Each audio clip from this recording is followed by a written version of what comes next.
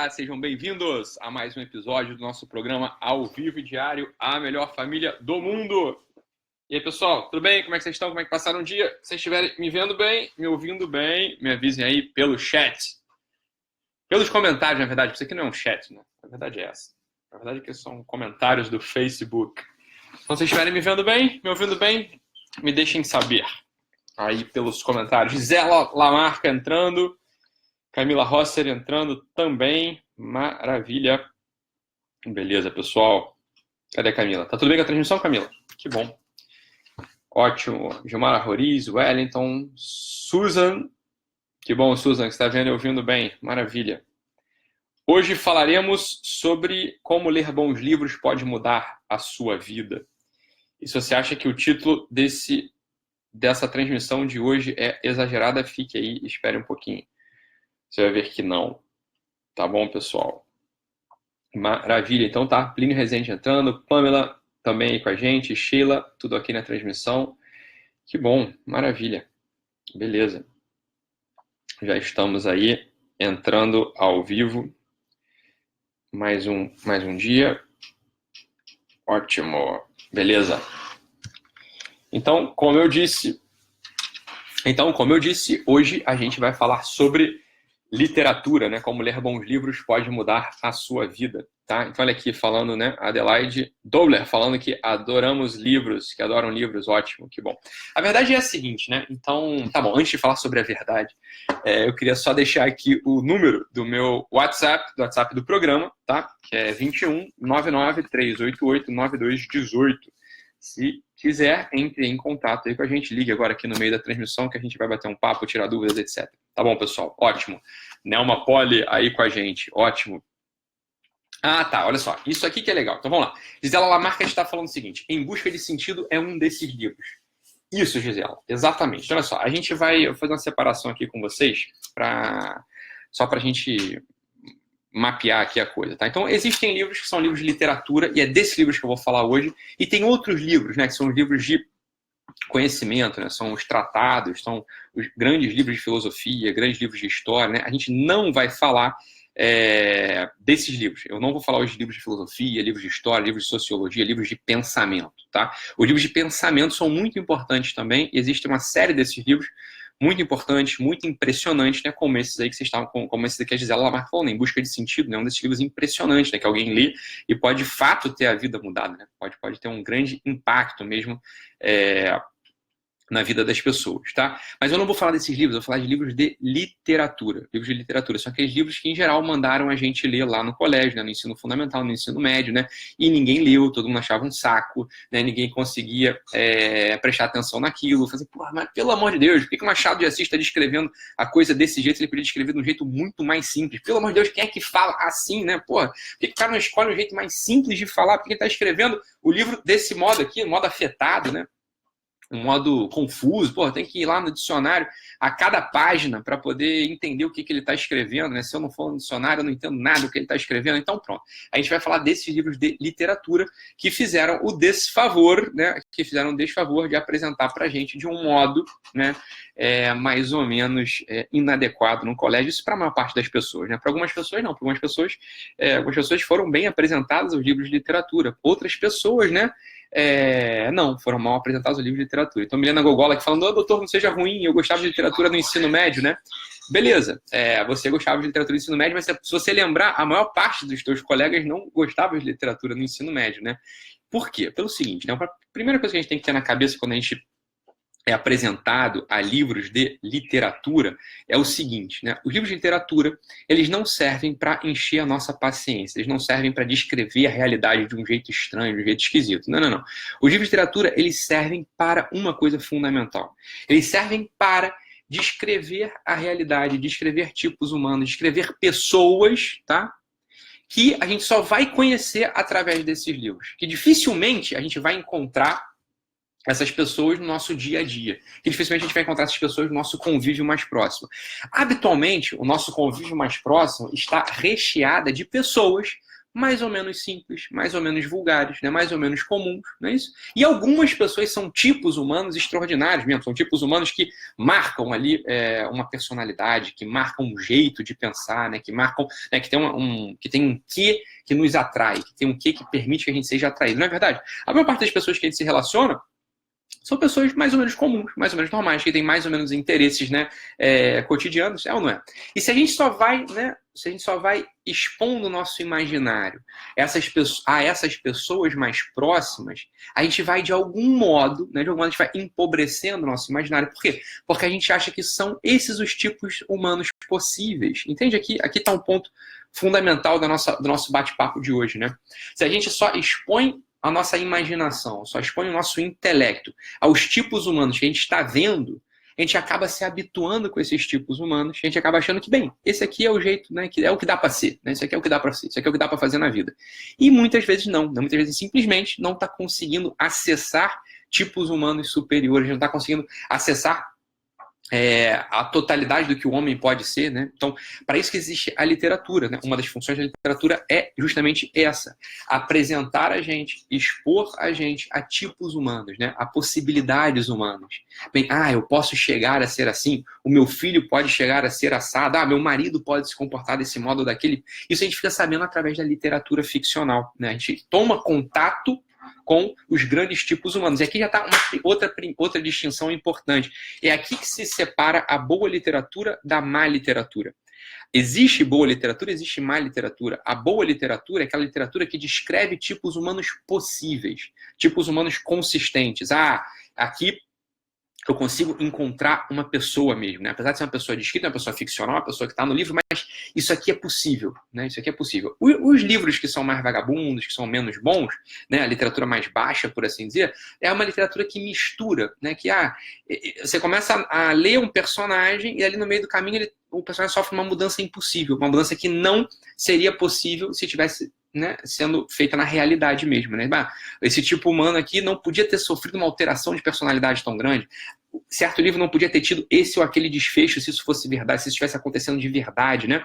Então a boa literatura é uma literatura que, dentro do enquadramento da realidade, das possibilidades verdadeiras, ela descreve uma vida humana. E se a gente lê essa literatura com atenção, né, com calma, com gosto, saboreando, né, colocando para dentro, né, digerindo, né, ingerindo e digerindo, essa literatura ela vai também fortalecendo a nossa cabeça, vai fortalecendo a nossa mente. Por quê? Porque ela vai dando pra gente um marco, né? Vai dando pra gente uma visão do que é possível ser feito. E nesse grande campo, eu queria mostrar para vocês um livro, né? Que é um dos livros que eu vou dizer, é um livro nacional, tá? Um livro brasileiro, que foi escrito, né, há pouco tempo e foi lançado agora, dia 9. Foi lançado dia 9 de abril de 2018. Foi escrito, inclusive por um grande amigo meu, né? Um grande amigo meu que fez um trabalho precioso. Esse aqui é o livro de estreia dele, tá? Chama-se Claridade, né? Claridade, o livro dele. Claridade. Renato Moraes, tá? Então, a gente intimamente chama esse livro de Clarité, mas é Claridade o nome do livro, tá? É um livro fantástico, um livro maravilhoso, né? É um livraço, tá? É um livraço aqui, beleza? Que ele escreveu, né? Então, a gente acompanhou o processo de escrita, o processo de concepção das personagens, né? O processo de construção do enredo, né? Como é que ele foi escrevendo o livro e acabou presenteando a gente com o que possivelmente vai ser tido aí pela crítica como o melhor livro de ficção nacional dos últimos tempos e sem medo de errar, alguém vai acabar chamando o Renato Moraes do nosso Manzoni, né? O Manzoni brasileiro. Então o Manzoni, ele escreveu um livro chamado Os Noivos, né? Que é um livro, talvez seja o meu livro predileto, confesso para vocês, é o livro que eu mais gosto, é Os Manzoni, é o livro Os Noivos do Manzoni, tá? Que vale, se vocês não leram, vocês estão a fim de um livrinho aí para ler, né? Vocês estão a fim de um livrinho aí para ler, eu recomendo a vocês a comprar o Manzoni, né? Os Noivos do Manzoni, que é um livraço, né? É um livro que conta uma história, né? A história vai sendo narrada, tá? E tem um personagem principal no livro, né? Tem um personagem principal no livro, mas existe esse personagem verdadeiro, Dom Rodrigo, etc., né? personagem central traz o personagem central, o antagonista, etc., os personagens adjacentes, os secundários, né, os coadjuvantes. Mas existe um elemento no livro do Manzoni, nos Noivos, que é o mesmo elemento que eu pego aqui no livro do Renato Moraes, que é um outro elemento que não é, por assim dizer, humano, né? Ele não tem uma intervenção, não é um elemento humano, não é um elemento sequer paisagístico, não é um elemento estrutural da realidade física, mas tem um outro elemento que vem ali por cima, né? Que é um elemento de uma certa intervenção cósmica, uma intervenção divina, alguns vão chamar de graça, né? Que vai costurando a história do livro. É lindo, é muito bonito de ver, né? A gente vai sentindo, a gente vai entrando no livro do Manzoni, nos Noivos, a gente vai tendo um tratado sobre metafísica, né? Mas narrado de modo num romance fantástico. Quando eu falei, não vai acabar o livro, meu Deus do céu, eu não vou conseguir mais, não tem próximo capítulo, né? Não é que nem série do Netflix, né? Que você fica ali querendo que pare o negócio, querendo que acabe, porque senão você fica madrugada dentro, porque vai um gancho atrás do outro, você fica na madrugada inteira assistindo série do Netflix. Então aí você reza para aquele negócio acabar, pra você não perder sono. O livro do Manzoni é o contrário, você reza para não acabar. Fala, puta, se acabar, quem vai escrever outra coisa fantástica aqui como essa? Renato Moraes já aparece, né? Oferecendo pra gente, não, o livro de estreia dele, né? Oferecendo pra gente uma literatura que guarda algo disso, né? Não é um gênero chamado turning pages, né? Tem um gênero literário que não existe, absolutamente, é uma piada também, mas é um gênero assim, de virar página. Então, sabe, o Patterson, para o americano, por exemplo, ele escreve esse gênero, né? Entre aspas, o gênero turning page. Você você entra no livro do Patterson, a coisa não para, né? Você vai lendo, você não consegue parar, um gancho atrás do outro, uma página atrás da outra, uma página atrás da outra, né? Então tem alguns livros que são assim, né? Alguns livros do Sheldon, da Sidney Sheldon, são assim também, né? Então, um turning page, é policial, é policial mais ou menos, a coisa é assim, você não consegue parar porque tem um gancho atrás do outro. Esse tipo de livro não é assim, né? O livro do Renato não é assim, o livro do Manzoni não é assim, né? São livros que você precisa ler degustando o livro, mas quando vai se aproximando ali, né? Vai se aproximando ali do final, você vai ficar agoniado, porra, não acaba, né? A história não pode acabar, né? Não pode acabar porque senão quem vai escrever mais sobre isso aqui, né? Essa história é fantástica, eu quero continuar aqui dentro. Então, eu queria recomendar para vocês, né, em primeiro lugar isso, né, ter na cabeça isso. A literatura, ela tem essa finalidade, ela serve para isso, né, sobretudo. A literatura não é, por assim dizer, um passatempo, né? A literatura não é uma coisa que a gente fala, adoro ler, não tem nada melhor do que ler um bom livro. Puta, como assim não tem nada melhor que ler um bom livro? Pelo amor de Deus, torta de limão é muito melhor do que ler um bom livro, né? Quer dizer, ir pra sauna é muito melhor do que ler um bom livro, né? Sei lá, jogar bola, passear no parque, sei lá, dormir na rede, é muito melhor que ler um bom livro. Pelo amor de Deus, ler um bom livro cansa. Porra, cansa. Você lê um bom livro do jeito que ele pede para ser lido, aquilo aí te cansa, né? Porra, dá dor de cabeça, você tem que se esforçar, né? Você tem que ter disciplina, sentar para estudar, pelo amor de Deus, né? Ler um bom livro exige esforço de atenção, né? Não vamos acabar com os romantismos aqui sobre leitura, né? Eu sou um leitor, assim, de algum modo, eu tenho um ritmo de leitura e não importa, a coisa cansa, é chato de ler, não é gostoso. O gostoso é você, depois, né, articular as coisas que você leu no teu imaginário, na tua inteligência, aí sim, aí é bom. Mas o processo de leitura, né, é chato para todo mundo, né? Conheço poucas pessoas que, de fato, assim, têm prazer na leitura, né? A pessoa que tem prazer no que ela aprende, né? No que ela apreende, no que ela se transforma com o tempo, né?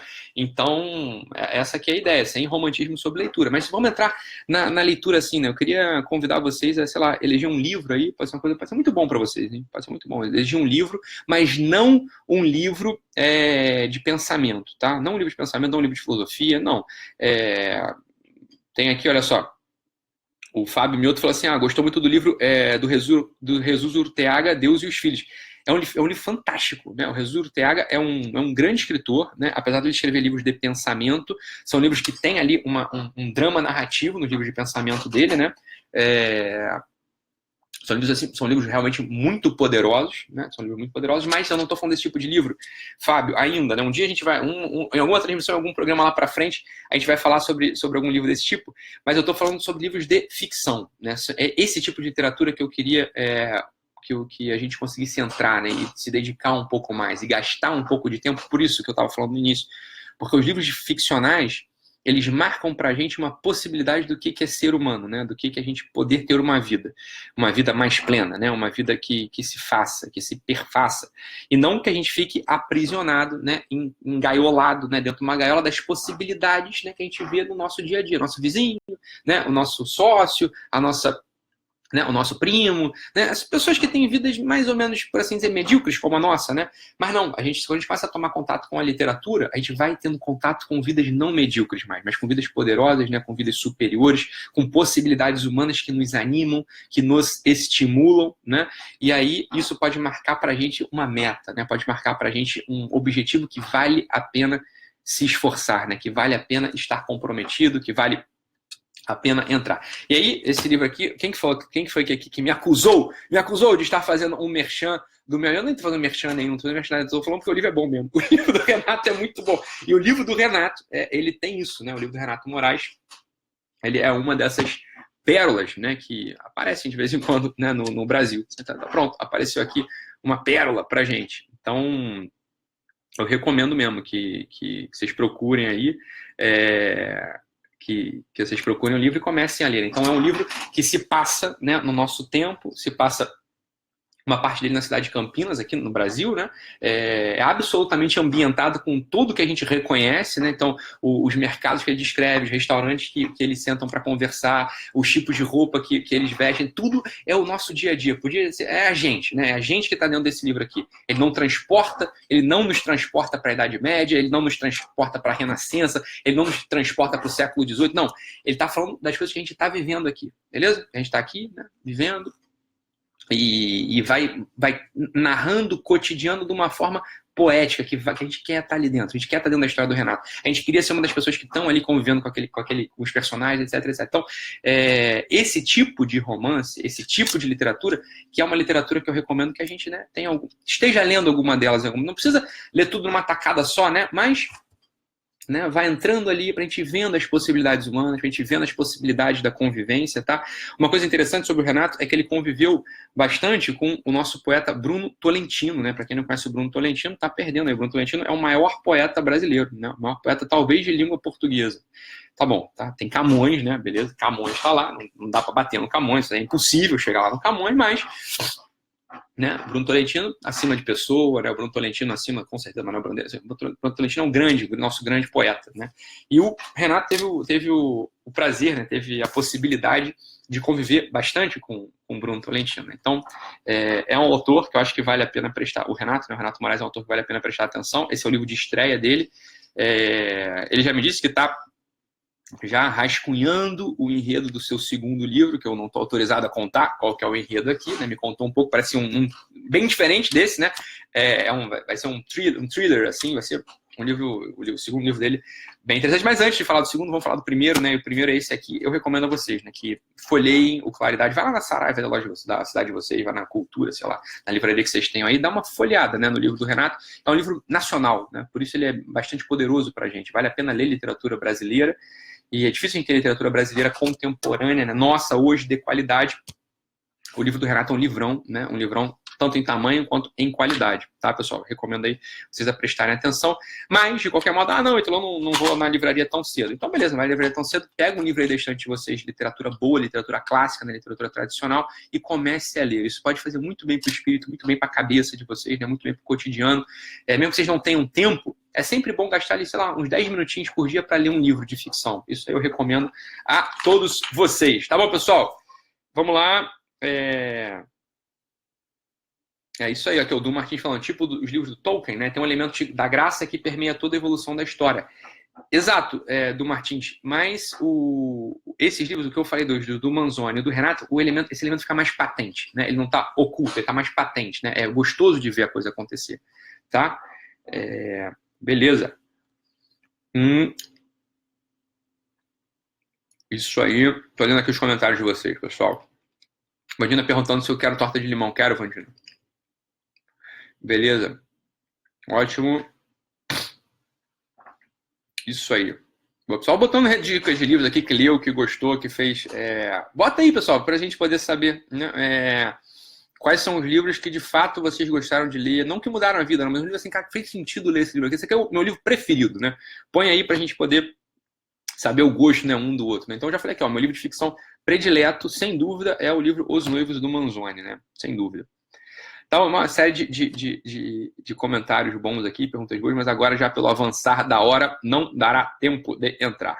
Tá bom, pessoal? Então é isso, de entrar nessas discussões aqui. Então é isso, pessoal. Fiquem com Deus, um abraço e até amanhã. Até sexta. Tchau, tchau, pessoal.